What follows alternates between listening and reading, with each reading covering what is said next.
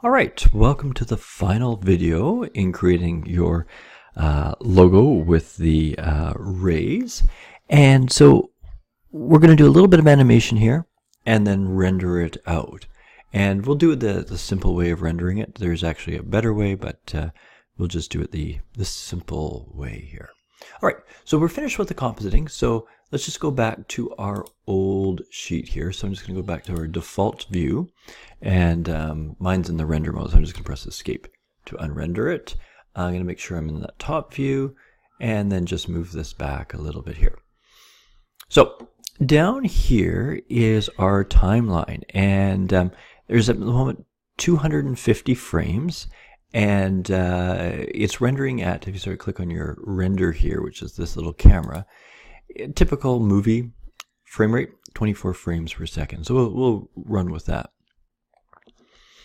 So roughly, then there's 4 seconds per 100 frames. So that's a little bit of a long one to do 250. Let's cut it down to about 200, or you can just click here. So make sure the end is 200. Now when you keyframe, the key thing is to, keyframe, I always do that. The key thing to do when you're keyframing is to set the time first. So you set the time, so say this is frame 1. And we're going to move the camera. So make sure you're in your empty. Then we're going to come in and we're going to start just off. So you can just see where that was bright there. I'm going to start just off of it. So there's going to be a little bit of a fade in effect as well. But the moment we're just going to put its position. And I'm just going to make sure too on the camera. Yeah, that's where our light is. So there we go. Yeah. And actually, I might just do it from the camera perspective, so 0 here.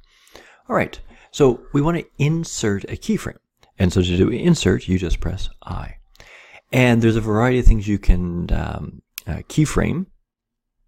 And in fact, we'll be doing some more of them as well. But we're going to just do the location, because it's simply a movement across the horizontal. So I'm going to set I there. And so now, at this point, at time 0, basically, or the first frame, the camera is going to, or the light, sorry, is going to be there. Now at the very end, we're going to move the camera over, or the light over, sorry, not the camera, and it's basically going to finish just past it. So I'm going to keyframe right there. So again, set the time, set the position, then set the keyframe. And so we'll just do as location as well. So now what's going to happen if I just hit play here? You can see it moves in between. And so the nice thing about keyframing is that between that frame and that frame, it interpolates where it should be. So you don't have to do step by step. The computer does it on its own. And that's what makes computer animation much easier than sort of the old hand-drawn animation, because you can just simply, put the start and the end and it will fill in the between. Now the other thing we'll do is we'll go back to frame 1. And so there's frame 1 there. We will go on to the light. So I'm actually going to go onto the spotlight here and go to its light properties. And there's the energy. And I'm actually going to turn down the energy to 0. And what I'm going to do is make sure my mouse is over top of the energy sort of section and press I. And you notice that turns yellow. So what it's done is actually put a keyframe in. So we're going to get the light to ramp up as it goes here. So now what I'm going to do is move this over. And just as I start to see the light there. So there's the light. I might just move it back a little bit. Just so it's there. The scene's going to get brighter and brighter. And so what I'm going to do, the energy is off at the moment. So now I've set the time. I'm going to set this, so I'm going to ramp it up to 1, okay, back to where it was, and then I'm just going to press, again, with mouse over top of that, press I, and it's keyframed that spot as well. So between 0, or between 1, I guess, and 34, it's going to be getting brighter and brighter and brighter. And then we'll go across.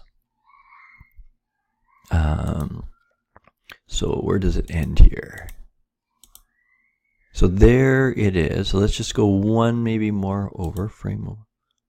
Oh, oops, sorry, I went all the way to the end. I meant to move just 1 keyframe there. Oh, I can just use my mouse. Okay, so just as it's leaving, I'm going to set a keyframe here. Now, it's important to set a keyframe there as well, because what this will do is it will maintain it from 1, so the full brightness, all the way through here. So we don't have any change in the brightness. And then what we'll do is basically fade out. So again, I move my time first. I'm going to set the energy to 0. And then I'm just going to keyframe that. So again, keeping the mouse over top. Press I. Okay, and so with that, I've basically got, and it won't be very visible here, but it will move across. So start off dark, get brighter, full brightness all the way through here, just go past it, and then darken off. Okay, good. So just stop that there.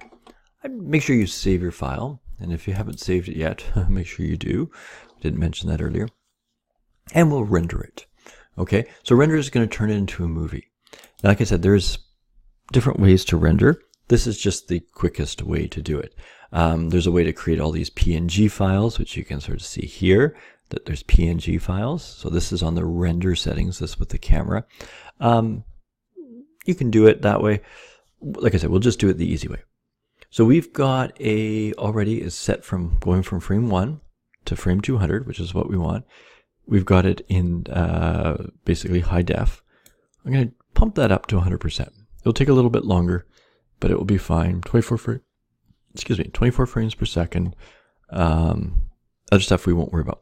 Now, people always lose their thing if they put it in the temp. So just for ease of finding it, I'm going to put it onto my desktop, and you can give it a name. So I'm going to call it logo render. And accept. Now, if you rendered it right now, so if you hit animation, it's going to take all these pictures, 200 pictures, in fact. That's okay. If you were going to do it a different way, but we're going to change this to a movie, and I'm just going to do now mine has got H.264. If I remember correctly, yours does not. The newest version of Blender does not. Probably one of the AVI ones would work. I'll render it as H.264. They keep having troubles, I think, because people are wanting them to pay for, these encodings. And so, if you're giving it out for free and you're having to pay for the encoding, it's not, it doesn't, make financial sense. Anyways, so whatever version, just check with me if you're confused. I think there's an AVI though there that will work. Now, I'm going to hit animation, and so just double checking. I think we're okay. And what's going to happen is it's going to take a picture by a picture. Okay, and this process is going to take a little bit of time. So as you can see here, okay, it finished frame 1. Now it's on to frame 2, and it will do the same thing over and over again. Now that last frame took 13 seconds. So it is taking time. So to do 200 of them, it's going to take a few minutes. So obviously I'll pause it here. We won't watch it all. It's going to render, and we'll come back and see the result. All right, everything should have rendered and be done. This is just the final scene there. And it did take a while to render, but let's just take a look here.